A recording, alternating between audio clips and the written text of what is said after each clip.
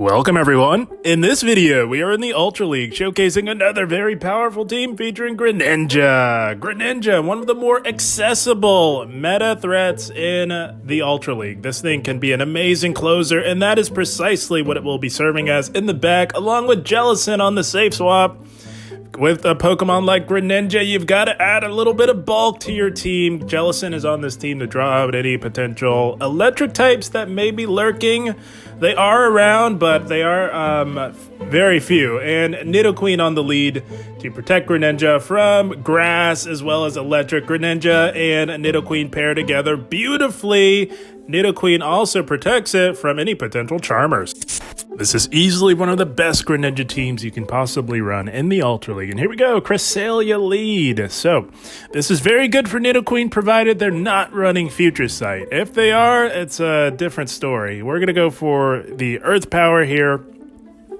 Could make an argument to debuff and then go Earth Power, but they never shield the Cresselia. And I know the one time I tried to call a non-Future Sight Crest, I'm going to be launched to the moon, and I'm glad I shielded that, as that would have done a boatload of super effective. We tried to catch another Future Sight on our Dark-type Greninja. We were not successful in doing that. They exercised brilliant patience, and they counter-swap us with an amazing answer to Greninja, Obstagoon. I have not seen one of these in quite some time, and it is not good for Greninja, if you can imagine. But if we have a slight energy lead, we can put in work. 2 Hydro Cannons will not quite KO, but it gets the Obstagoon quite low. And if you choose to shield Greninja, I can actually flip that if they let both the Hydros go. But we are already down a shield. We're not shielding. We're just going to cut the losses and bring in Nidoqueen to farm down. Gonna throw the Earth Power, hopefully on CMP here on the Cresselia. It's getting quite low. And we tried to catch, but they react with cat-like reflexes. Holy smokes. That was an insta swap to meet us, meet our swap there, and we're looking pretty good. I think this can get a bit dodgy if this Charizard plays carefully, because we are down a shield. We did shield the Blast Burn, although resisted. It still does some considerable resisted damage. That is just how busted of a move Blast Burn is, coming from a Charizard. And we are now down on shields. We got to tank that Blast Burn there, but we are absolutely loaded. The Charizard is shielding our Surfs, going for another Surf here, grabbing the final shield, and we've got Surf number 3 locked and loaded. This will not KO, but it will be getting it quite low. Gonna try and snipe with our Nidoqueen, and they react yet again with cat-like reflexes. That is insane anticipation and reaction time by the opponent. I have to tip my hat to them, holy smokes, but those cat-like reflexes from them is just not enough for them to get it done. We farmed out everything with our Jelly, closing the game out. Good game, well played to them. Nidoqueen, also often forgot about, very much underutilized. If you don't have an XL Nidoqueen, you can run a Hundo as well and do quite all right. But here we go, G-Fisk lead. That is a nightmare for Nidoqueen. Gonna safe swap Jelly here. And they're actually staying in here a little bit. Very interesting to see. We're going to take full advantage of that. Go for a super effective Surf. G-Fisk, quite bulky, can survive a Surf, no problem. But it does add up, as we do get to those Surfs quite fast. And speaking of bulk, we're quite bulky ourselves. Going to let this go. It is the EQ, and we tank that like a champ. And they're still in here on this matchup, so we're going to go for another Surf. By all means, we need to get rid of this thing for our Nidoqueen here. But we grabbed the shield, very interesting to see, so that clued me in. Something in the back doesn't want to see a Jelly. They've got a Giratina here, and we are absolutely loaded, well ahead on energy, going straight for the Shadow Ball. And they let that go, not wanting to give up both shields. Does boatloads of super effective. And reading that there's something in the back that doesn't want to see a Jellicent, I'm going to pivot into Greninja here onto this Giratina, as this is also a nightmare for Nidoqueen. So far, not too many places for Nidoqueen to go. The goal here in this matchup is they're locked in here. They stayed in for a very long time with that G-Fisk. Switch clocks are very much misaligned. So what we want to do, we're going to absorb all these. We're not shielding anything. We want to hold on to the shield advantage. We wanted to get to 2 charge moves. One to KO the Giratina and another to threaten that G-Fisk that does come back in. So they're going to have to make a decision. They're going to have to shield or get KO'd by a massive Hydro Cannon. Greninja popping off. You'll love to see it. So that is what didn't want to see Jelly. They were protecting a Tentacruel in the back. Jellicent shuts down Tentacruel like you wouldn't believe, and we're going for a Shadow Ball. The play here is for us to land a Shadow Ball. Guys, we're still holding on to 2 shields. We are heavily resisting this fast move pressure. It is worth a shield to chip this with a Shadow Ball because Tentacruel is very bulky. I want to chip it with a Shadow Ball so that we can get to an Earth Power to bring this home here with Nidoqueen. They have no more shields. We do land the Shadow Ball, and it is smooth sailing from here. They are definitely within super effective Earth Power range. We have a shield, might as well use it. We didn't need to shield that, but if you got it, you might as well use it. And we do very easily make it to this Earth Power. We are saying bye-bye to the Tentacruel. And just like that, Nidoqueen has closed the game for us. You absolutely love to see it. Good game, well played to them. I always have a blast whenever I can run Nidoqueen and Greninja. Very powerful core. I cannot stress that enough. But here we go, Heliolisk. This is an amazing lead for Nidoqueen. Again, why Nidoqueen has some play in this meta. Core breaks a lot of teams. And speaking of, they pivot into their own Nidoqueen. So we're, of course, going to put our Ghost type Jellicent onto Nidoqueen. Jellicent, one of the best answers to a Nidoqueen in the entire Ultra League meta. As well as being a Heliolisk being a nightmare for Jelly, this is the alignment right here for sure. They do let the first Surf go as they do survive, and we're going to throw Surf number 2 here and see what they want to do. They kind of have to fight hard for Switch, and they do shield. But we are just 1 hex off from another Surf. It's going to be interesting to see if they want to give up both shields. Heliolisk, very squishy, and they do not. They need that final shield for the squishy little lizard known as Heliolisk. Very interesting that they didn't throw. Makes me think that perhaps they wanted us to take out the Nidoqueen, but they shielded. So I don't know what they were doing there. I'm pretty sure they had a move, but they do get a considerable farm here. But Nidoqueen absorbs the damage pretty well. They can run either Grass Knot or Thunderbolt with Stab. But they're going Breaking Swipe, so they might be on Thunderbolt, which of course is resisted. And as we can see, Nidoqueen tanks damage very well from a very hard-hitting Pokemon. Have to be careful. They waited a turn there. They wanted to try and catch perhaps an Earth Power on their Flying-type Mandibuzz, which we see here. So, of course, we're going to meet this Mandibuzz with our Greninja. It's a little bit worse for us because they're not running Snarl. They're actually running Aerial Ace, which, of course, is doing neutral. Snarl would be a lot better for us. And we have to start shielding something. Greninja generally gets the shields on this team, if you could imagine. It's not known for its bulk, but my goodness, does it hit like an absolute truck. And they are letting all of this go. I think Mandy is where the win con lies for the opponent. They should probably be shielding some of these Hydro Cannons. They are seemingly very attached to that squishy little lizard, putting a little bit too much hope and faith into it, in my opinion. They just let the Mandy go, and Switch Clock is up. We're not staying in to give them any more farm than necessary. Gonna bait with a Poison Fang. This thing is made of tissue paper. We do successfully bait.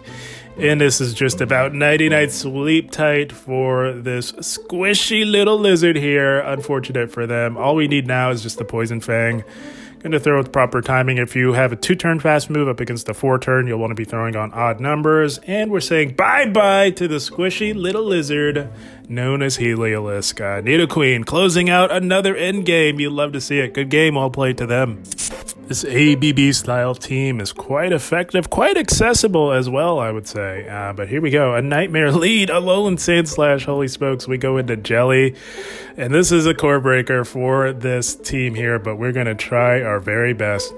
So you guys will see as the video goes on, I made an adjustment to these Alolan Sand / leads. But you'll see I began safe swapping Greninja onto those. For reasons like this right here, they have a Galarian Weezing in the bag, so Yeah, this is tricky here.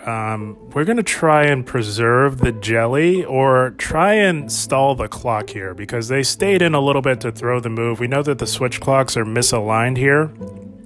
So we're giving up both shields to try and stall like we've never stalled before. Now we're going to bait. They did let the first Shadow Ball go, and we do get a shield back from them. So now we have successfully stalled, taking advantage of the misaligned switch clocks. That's a tactic that you really have to consider utilizing in a meta where the Pokemon are so bulky like the Ultra League.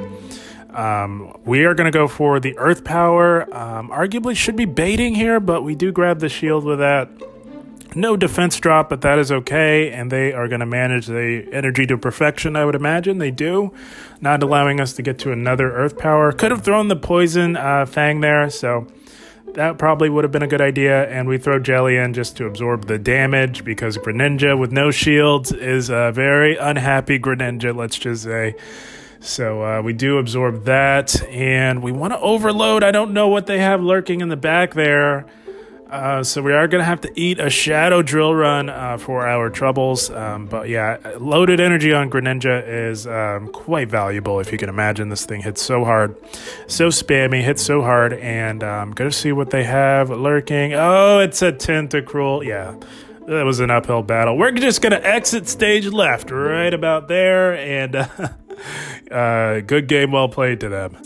Yeah, very first battle of the day, we get hit with the A/Core Breaker. I said, not again. And here we go, another A/Core Breaker. This time we're making the adjustment. We're safe swapping Greninja this time.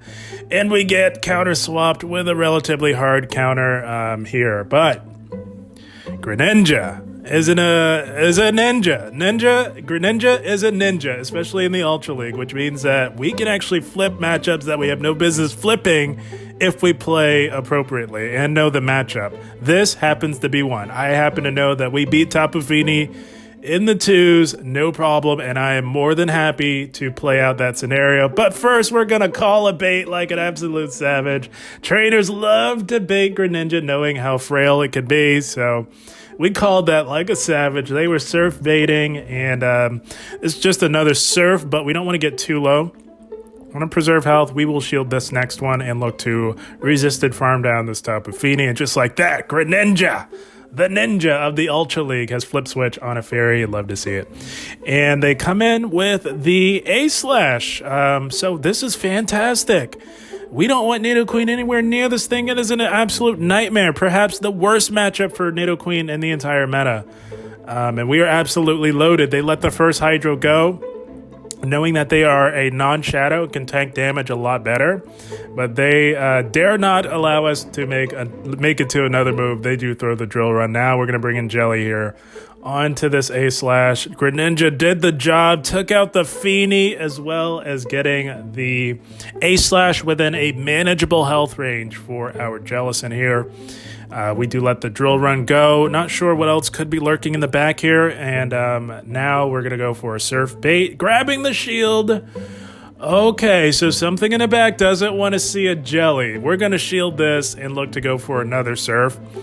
Now, this is a non-shadow. I wasn't sure. This should just about KO. I really wasn't sure on the non-shadow. I know a shadow, it definitely KOs. It just doesn't quite KO, but they aggressively pivot. They have their own Jelly in the back, and we are well ahead on energy. We make it to the Shadow Ball first. This is massive for our team here. Doesn't quite KO, but it gets it within a manageable health range for our Nidoqueen. And we are a non-shadow Nidoqueen, so we should tank 2 Surfs, no problem here. Now, I don't think we're going to quite make it to an Earth Power, so I like to go for the resisted Poison Fang to lower that defense and hope that we can bring this home with resisted Poison Jab farm down. That's the play. I just knew this Jellicent was way too far ahead. We survived the Surf. We resisted farm down. We're hanging on by a thread. They Shadow Claw us down, but their energy dry, and we were able to hex down the A/. Holy smokes. That is how you overcome a major core breaker. You have to employ some tactical maneuvering. Good game, well played to them. Man, making the adjustment in that last one really seemed to pay off. That was amazing. And here we go. Deoxys lead. Not too bad for Nidoqueen. We don't win this in the zeros, and it's tricky because we do win the twos and the ones, but that means that we have to give up shields in this matchup. And the goal of this team is to save the shields for Greninja, but it is what it is. This is what we're faced with. We're going to play to where we win, but we're not giving up both shields. We're catching the next one onto our Jelly, predicting that they're going to throw back-to-back, as they did build up to back-to-back. And we draw out a Registeel. So this is pretty good because Nidoqueen can easily come back in and put in work on this Reggie, easily dispatch of this Reggie. Nidoqueen, one of the best Registeel answers in the entire meta. That's because we hardwall its charge moves. So we just let all this go. Hope that we don't get debuffed. We do get debuffed, of course. We did land a Shadow Ball. Reggie doesn't have to shield a thing in this matchup, and they allow us to get to another Shadow Ball here, although debuffed, which is unfortunate. We're going to try. We're a ghost type. They're going to have a hard time farming us down. We're bulky as well, so they do throw the move.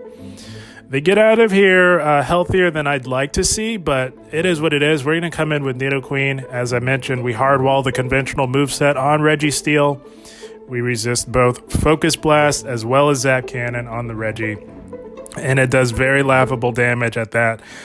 So we're just going to take advantage of our type advantage here, absolutely load up here, and look to go for the Earth Power. I'm not expecting a shield. We're saying bye-bye to the Reggie, and they come back in with the Deoxys. Going to throw on 4 here just as we're making it to the Earth Power. I'm predicting you're going to want to instantly throw the Psycho Boost. So we throw 1 and catch the double resisted Psycho Boost onto our Dark-type Greninja. You absolutely love to see it. And they swap into a Steelix running Thunderfang. Holy smokes. What is on my screen right now? Holy smokes, they actually made the choice to run Thunderfang on Steelix. Not something I would recommend doing, my friends. Holy smokes, but my goodness, does it prove to be effective against our Greninja here? Holy smokes, I never thought I'd see a Thunderfang Steelix. Oh my goodness. I've seen it all here. And they throw with brilliant timing, wanting to deny us the energy. We're not having that. We're shielding that to get off this super effective Hydro Cannon. We have been debuffed, but Greninja hits like a truck. It still does a lot of damage, and we are resisting these Thunderfangs. So we do have that working in our favor here with our ground typing. And Steelix doesn't hit particularly hard. We're just going to try and get to the Earth Power. We were aware of a catch, but I think they lost track of our energy. We were going to be prepared for a catch anyway, either way. So that was inconsequential, and we say bye-bye to the Steelix with the Earth Power, although debuffed. Nidoqueen is closing out these games for us like an absolute champ. Holy smokes. Good game, well played to them. Oh man, Thunderfang Steelix. I have truly seen it all, my friends. And here we go, another Deoxys lead. Holy smokes. We're going to play this the same way, sort of. Actually, we're just going to feel them out, see what they want to give us here. They're not building to the back-to-back. They're actually going to throw on 7 here. So we're going to shield the first one. That's going to be doing the most damage, as it does lower the defensive form Deoxys attack by 2 stages, and we're going to go straight Earth Power in this matchup here. Deoxys, with a Pokemon as bulky as Deoxys, this is not worth it going for that Poison Fang spam. There are some diminishing returns there, but we will go for a Poison Fang on this very tanky Greedent that they safe swap into, just to soften it up a little for our Greninja here. The goal is to leave this matchup healthy enough to threaten that Deoxys with energy, but Greedent is quite spammy, so that was why I wanted to soften it up first a little bit. But we call an audible at some point. This thing is just too spammy. I'm not going to be able to accomplish what I wanted to going into this matchup. So yeah, they get to another body slam. We're just going to let this go. We call the audible. Not going to happen, not going down shields. Going to let this go. And what we're going to do is farm down the Greedent here and load up on energy. Fully expecting that DD to come back in as to what could be in the back. Could be a dark type in the back. That would be bad news for our Jellicent, so I really don't know. We're going to shield this. They go right for the Psycho Boost right off the bat. Oh, and it's not a Dark type. There might be a little bit of hope here. Holy smokes, I was expecting something like, I don't know, a Mandibuzz or something like that. But it's not. It's another Steelix, so we went straight Earth Power there. They let that go, and the rationale behind that was when they save swapped the first time, we went Poison Fang. So I was thinking they might think that we're trying to soften them up again with a bait, but no, we went for it. So a little bit of psychology there working to our favor, and now we're in here on our Jelly. Onto the Steelix. It's not a Shadow, so it's not hitting as hard. So we have no shield, so we just have to gut it out and play out this tedious matchup here. We do outpace. Going for another Surf here, although debuffed, still super effective up against the Steelix, and they do let that one go. They have to be concerned of an Earth Power from Nidoqueen, so that's perhaps why they're saving the shield there. I don't know. But what I do know is I want to clear these debuffs, so I'm going to go for another Surf, see if we can grab that final shield off of this Steelix on 3. It takes them 4. They snuck through their 4th, so now we're going to catch the next one on the Nidoqueen. Employing that tactical maneuvering I'm always referring to. You have to often lean on those tactics in the Ultra League to get it done. Everything is so bulky.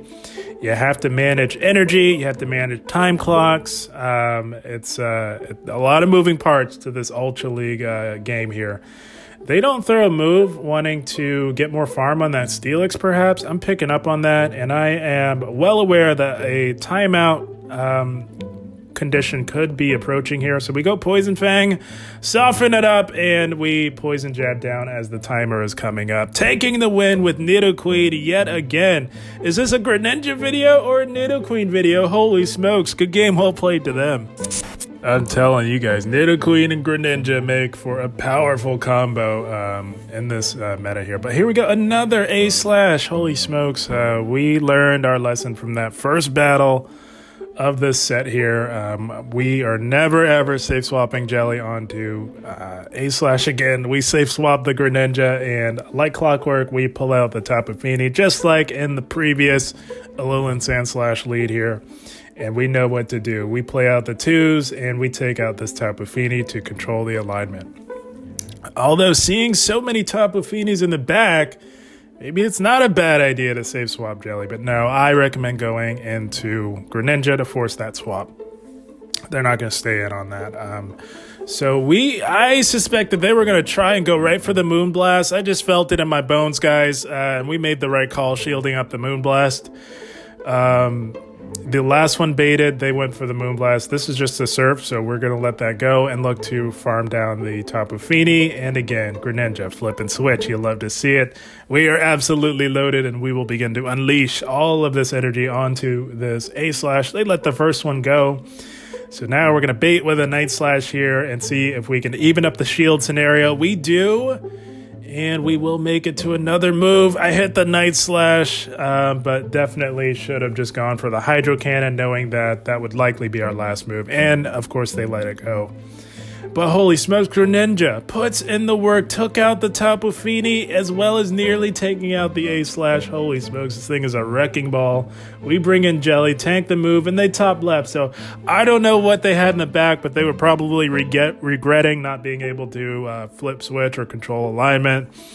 And they exit stage left. So that is the team, my friends. Good game. Well played to the opponent.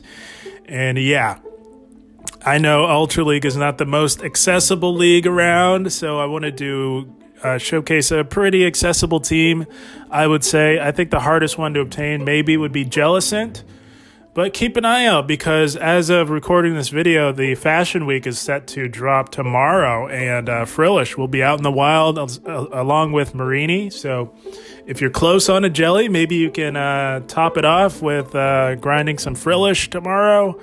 But if you're just not there and you don't have the Jelly, I think Poliwrath, also another Pokemon that has had a community day, just like with Greninja, Poliwrath would serve as a suitable replacement in my opinion. So yeah, I wanted to give you a powerful, accessible team that puts in work in the Ultra League, racks up the wins, and that is exactly what this team does. So guys, I had a blast. I hope you all enjoyed. As always, I thank you for watching and keep up the grind. Thank you, guys.